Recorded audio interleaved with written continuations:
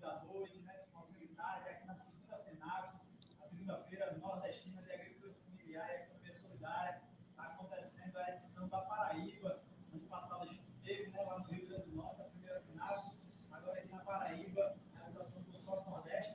A gente está aqui no nosso podcast solidário, está fazendo entrevistas com todos os participantes aqui da feira, das autoridades, passando pelos expositores, passando pelas entidades de apoio que estão aqui apresentando também seus trabalhos, e também com os convidados que estão participando das mesas nessa segunda FENAPS. Uma das mesas que acabou de acontecer foi a mesa sobre o sistema de finanças solidárias, e contou com a participação da Rede Brasileira de Bancos Comunitários, que vai estar aqui, vai falar um pouquinho dessa experiência. Também contou com a representante, né, Valdir, que é representante da Rede dos Jovens Solidários. E a gente teve lá um bate-papo muito bacana. Mas antes da gente falar desse bate-papo sobre o sistema de finanças solidárias, eu vou aproveitar aqui a presença do Joaquim para falar um pouquinho quem é Joaquim, qual foi o instrumento de finanças solidárias que ele ajudou a construir e que fez com que ele viesse aqui para a FENAPS, né? Então apresenta aí, Joaquim, de onde é que você viu, qual foi esse instrumento que fez você estar aqui hoje na FENAPS? Eita, boa tarde, bom dia, boa noite, é a hora que o pessoal estiver assistindo a gente. Eu sou originalmente de Fortaleza, Ceará, capital do Ceará, do Banco Palmas. O Banco Palmas foi o primeiro banco comunitário do Brasil, surgiu em 1998, que criou ali naquela comunidade muito pobre. Ele criou um banco para organizar a comunidade, estimular que as pessoas produzissem e consumissem no próprio local. Então, ali em 98 surge o Banco Palmas e a moeda social Palmas. E o conceito de moeda social, que é um dinheiro que a gente cria que só circula localmente. E aí hoje eu estou aqui também presente representando a Rede Brasileira de Bancos Comunitários, da qual você também faz parte, os bancos aqui da Paraíba. Essa experiência que nasce de uma favela, de uma comunidade muito pobre em Fortaleza, há 25 anos atrás, se espalhou pelo Brasil. Hoje somos uma rede com 152 bancos comunitários em 20 estados do Brasil. E aí são mais de 150 bancos comunitários, e isso evoluiu. Eles nasceram lá em 98, com R$2.000. Aí vocês devem imaginar, o que se faz com R$2.000? Se monta um banco comunitário e hoje movimenta bilhões, a Rede Brasileira de Bancos Comunitários. E nesse caminho, a gente foi tendo evoluções dos bancos comunitários. E uma das evoluções que Joaquim veio mostrar aqui na FENAPS foi o E-Dinheiro. E o que danado é o E-Dinheiro, Joaquim, para quem está em casa e não sabe o que é o E-Dinheiro? Ah, pois então, quando o banco surge em 98, os mais jovens talvez sabem nem o que é isso, a gente rodava o cartãozinho, que era o palma-carta, do mimeógrafo. Aquele negócio, você botava ali o álcool e rodava, e ali você fazia. O cartãozinho era quase como uma caderneta ambulante. Depois, com o tempo, veio as gráficas. A gente evoluiu e a moeda social era feita da gráfica. E aquilo aí sim foi em todos os bancos comunitários. Só que aquilo de papel, além de ser caro, que tem que ter taxa holográfica, tem que ter regras de segurança, aquilo se rasgava facilmente, era ruim de registrar os dados, enfim. Aí, aproveitando, essa foi uma grande chave, uma grande virada que a gente deu, em 2013, 13 para 14 por aí, quando o Banco Central criou a Lei das Moedas Digitais, que permitiu surgir os bancos digitais no Brasil. Aí surgiu o Nubank, PicPay, PagSeguro, toda essa parafernália. A Rede Brasileira criou a sua plataforma digital. Isso foi um avanço considerável. A gente criou uma plataforma chamada E-Dinheiro, e o nome era de propósito, fazer Acredite em E-Dinheiro, e nós digitalizamos nossas moedas sociais, sem perder a metodologia. Isso é importante a gente ter muito claro. Qual é a metodologia do banco comunitário? O território. Cada banco tem seu nome, sua moeda funciona no seu território. Então, o E-Dinheiro é uma plataforma inteligente. Você entra, escolhe um banco e você só pode comprar com cartão ou aplicativo do celular naquela sua comunidade, mantendo a metodologia. Foi essa plataforma digital, né, mais ou menos enquadrada no marco regulatório do Banco Central, que oportunizou que vários prefeitos do Brasil, 15 prefeitos, para ser mais claro, criassem leis municipais de criação de bancos e moedas sociais, que a gente chama hoje de municipais, para diferenciar daquelas que a comunidade cria, que são as comunitárias. E faz o quê? Paga suas contas, paga vale-refeição de funcionário, paga um Bolsa Família local, renda básica, um programa social, paga auxílios emergenciais, funeral, auxílio para pessoas doentes, enfim, toda gama de benefícios que a prefeitura tem. Hoje, 15 municípios do Brasil pagam na moeda local. Qual é a vantagem? Além do dinheiro só circular ali, toda vez que a pessoa compra com a moeda, que é informada de cartão hoje, gera uma taxa de 2% que volta para um fundo do município e é reinvestido na economia solidária. Então, a moeda social hoje, ela, além de ajudar a deixar o dinheiro no território, ela gera uma riqueza e reinveste a riqueza no território. Bem legal esse avanço. Você que está em casa deve estar se perguntando, aqui no nosso podcast Solidário, direto da FENAPS, por que uma experiência dessa veio parar aqui? Primeiro, porque a feira é da agricultura familiar e a economia solidária. E os bancos comunitários estão dentro do grande grupo das finanças solidárias, que ainda tem os fundos rotativos solidários, participaram da mesa ali conosco, né, meu amigo? O Valdir representa a rede. A gente Perfeito. troca, e a gente tem as cooperativas de crédito solidário. E uma das discussões é como fazer essa integração, meu amigo, que a gente ainda tem muito forte, pelo menos aqui na Paraíba, sempre que tem algum evento de finanças solidárias, tem os fundos rotativos e os bancos comunitários. A gente ainda não consegue integrar esses outros dois, principalmente as cooperativas de crédito solidário. Como é que está essa discussão da rede brasileira de bancos comunitários para integrar as cooperativas de crédito solidário e os outros modelos de finanças solidárias? É bom dizer isso sim, que o Brasil todo está discutindo, o Brasil, eu falo o campo da economia solidária do Brasil, criar o Sistema Nacional de Finanças Solidárias, que é um sistema que vai juntar bancos comunitários, fundos rotativos solidários e as cooperativas de crédito popular. Nesse encontro, e mais 2 para trás, a gente já avançou para começar esse sistema nacional pelo Nordeste. Porque aqui no Nordeste a gente tem uma rede de bancos comunitários fortalecida. Nós temos fundos rotativos solidários muito fortalecidos. E temos algumas cooperativas de crédito popular, bem especificamente, em Piaçabuçu, a Cooperagri. Então, você tem os 3 elementos, ainda tem mais as cooperativas, as OCIPs de crédito, que o E-Dinheiro é um OCIP de crédito. A nível nacional, muito aí cargo da Senais, ela entende que esse sistema nacional integraria cooperativas de crédito popular, fundos rotativos, bancos comunitários e OCIP de crédito. Para que isso? Aí é bom a gente explicar, mesmo sendo sucinto. Um fundo rotativo solidário é uma metodologia que chega na ponta muito rapidamente. Você pega aquele recurso, nem precisa pagar com dinheiro, você pode pagar com produtos, tem toda uma metodologia fantástica. Os bancos comunitários trabalham com crédito. Eu te empresto a juro muito barato, mas eu te empresto R$500, eu tenho que me pagar. Então, a metodologia já é um pouco diferente do fundo solidário. E também temos a moeda social, que bota o dinheiro circular. Então, as cooperativas, os fundos rotativos e os bancos comunitários podem trabalhar muito junto, juntando fundos com bancos.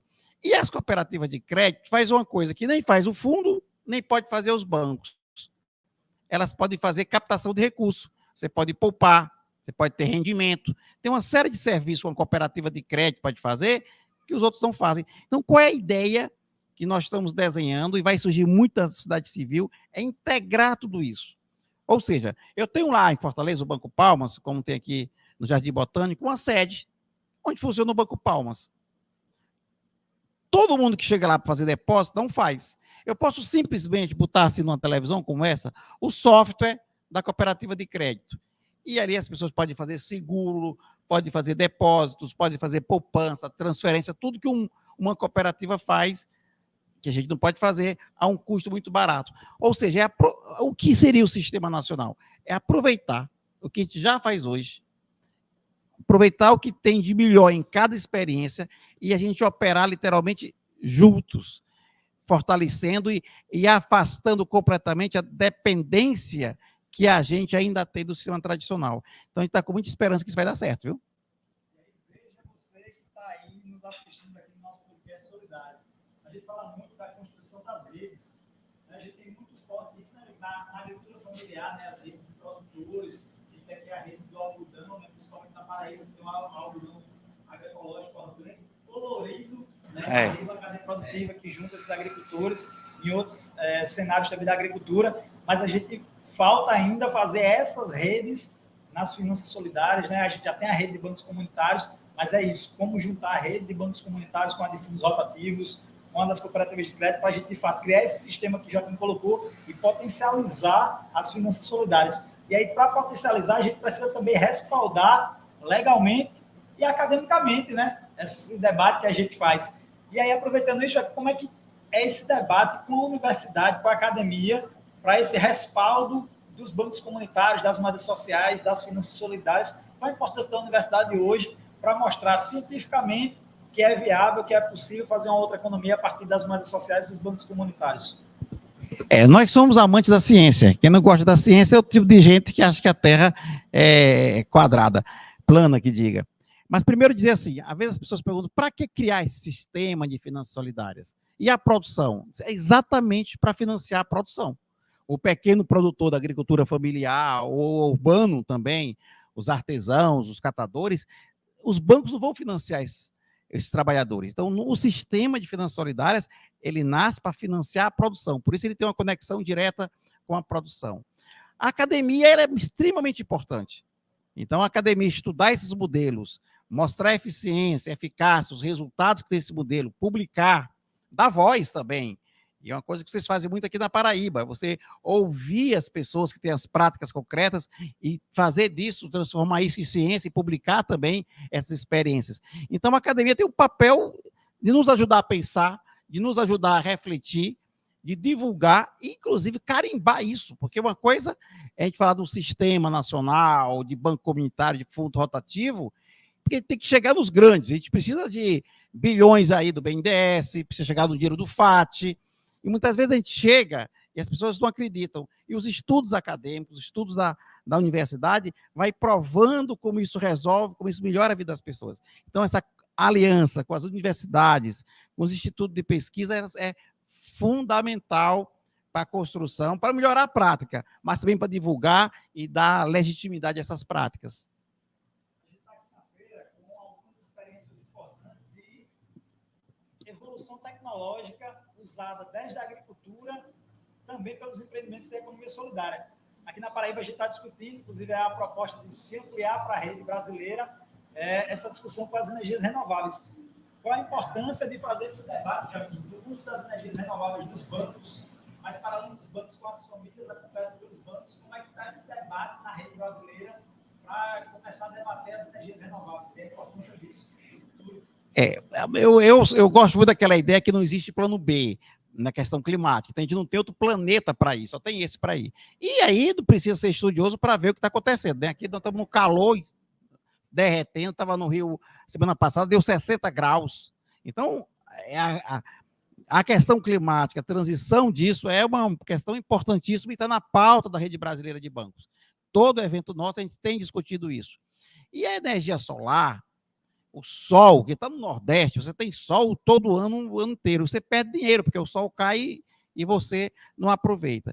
Então, pegar a experiência que vocês já começaram aqui na Paraíba, de placa solar, de energia solar nas casas, na periferia, fazendo essas cooperativas de energia solar, começando pelos bancos comunitários, pegando esses excedentes e transformando-se em moeda social. Eu acho isso um debate central, porque envolve geração de renda, mobilização comunitária, reduz a violência, porque as pessoas começam a se conectar, a se organizar melhor na comunidade, e, evidentemente, o impacto da questão climática. O que eu acho, Daniel, é que a gente tem que ser ousado.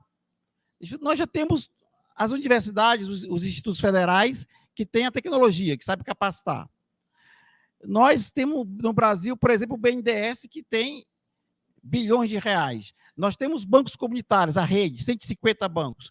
Então, o que nós estamos desenhando aqui é R$1 bilhão do BNDES para a gente criar 150 cooperativas, um em cada banco, cooperativas de energia solar solidárias, para impactar aí em 100 mil brasileiros e ajudar em muito a questão, reduzir o aquecimento global, da questão climática. Eu acho que isso é possível, eu acho que isso é uma bandeira que sai muito forte daqui e que a gente dos bancos comunitários temos que usar muito. Nós estamos nos territórios, temos a base organizada, somos parceiros da academia que tem a tecnologia. Nós temos dinheiro no Brasil para isso, guardado nos fundos e nos grandes bancos. É de a gente ir lá, levantar a voz e pedir forte e botar para fazer. E aí, um debate que a gente tem de fazer também no movimento de economia solidária como um todo, é o fortalecimento da regulamentação da economia solidária. A gente tem hoje um projeto, né, de lei tramitando no Congresso Nacional para regulamentar a economia solidária. E aí eu queria que você falasse um pouco da importância de fato, a gente regulamentar a economia solidária no Brasil, ter uma personalidade jurídica para os empreendimentos, porque hoje a gente, uma das dificuldades que a gente tem é justamente esse. O empreendimento de economia solidária, ele juridicamente não existe, ou é um grupo informal, ou ele precisa se formalizar quanto associação ou cooperativa. Muitas vezes nem a associação nem a cooperativa responde à necessidade daquele grupo, porque não responde a uma legislação criada com outra finalidade. E qual vai ser a importância da gente regulamentar a economia solidária no Brasil, para a gente garantir ter uma personalidade jurídica e, a partir dessa personalidade jurídica dos empreendimentos, a gente acessar, de fato, os recursos públicos, sem ter que ficar fazendo as famosas gambiarras para acessar determinados recursos, que não pode, mas você tem que criar instrumentos que acabam não cumprindo a necessidade real daquele empreendimento da economia solidária. O marco regulatório é importante. O marco regulatório tem que ser na justa medida para nem ele engessar, nem ele também não te deixar desprotegido.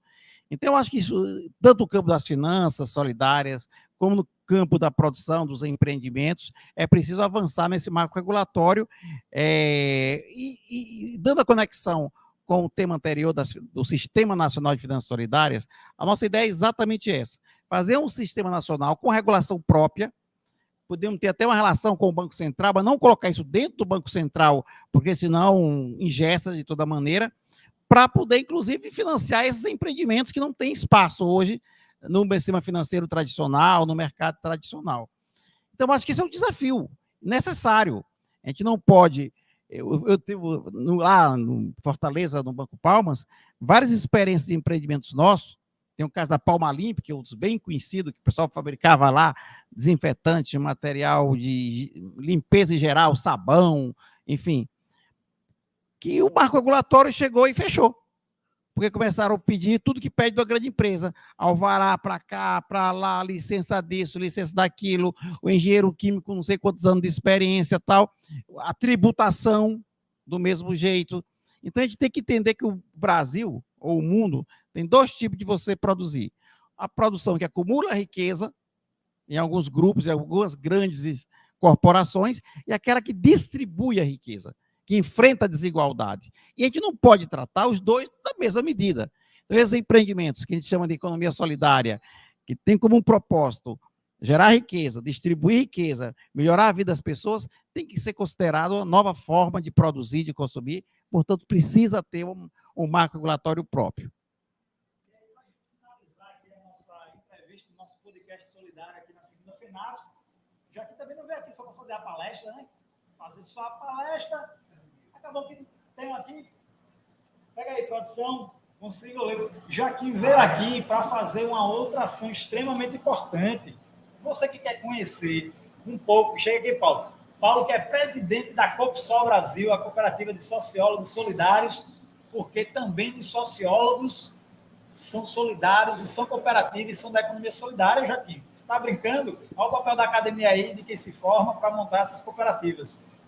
Joaquim veio para fazer o lançamento de um livro extremamente importante para você que quer conhecer um pouco da trajetória do Banco Palmas, das moedas sociais pelo Brasil, e essa evolução, como ele colocou, do Palma Card ao e-dinheiro, né, a moeda digital. Ele vai contar um pouco na história. Fala um pouquinho desse livro aí, Joaquim, como é que foi construído. Esse livro estamos lançando aqui na feira, chama-se As Moedas Sociais do Brasil, do Palma Card e-dinheiro. O Palma Card foi a primeira lá no papelão, e o e-dinheiro, que é a tecnologia, a plataforma digital. Eu coloco na introdução desse livro que ele foi escrito por dois motivos. Eu tenho um privilégio raro na vida de ter estado presente na construção de todas as moedas sociais. Da primeira, que foi o Palma Card, até agora mais recente, em Santiago, no Rio Grande do Sul.